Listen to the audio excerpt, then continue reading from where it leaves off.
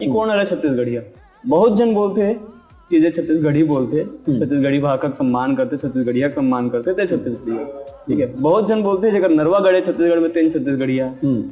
कोनो बोलते कि नहीं, यहाँ तक कुर्मी और तेली, कुर्मी महाराष्ट्र से आए बोल देते, तो तेली घरों बाहर से आए बोल देते, ओ मन भी छत्तीसगढ़िया नो है करके। तो आप मन का मानता कौन है छत्तीसगढ़िया?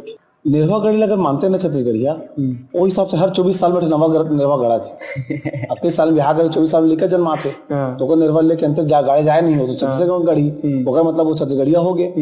छत्तीसगढ़िया होए बनी पड़े, छत्तीसगढ़िया अपन मन के होते, जेकर घर में गन गुबार के चौक पूरा थे, जेकर घर में बड़ा बोबरा बना थे, जेकर घर के खान पान रीति नीति ओकर सब कुछ छत्तीसगढ़िया स्टाइल में हो थे, तेरे छत्तीसगढ़िया है। जेकर गांव छत्तीसगढ़ में हवे, नेरवा गड़े होना जरूरी नहीं है, जरिए गांव में होना जरूरी है, वही छत्तीसगढ़िया है।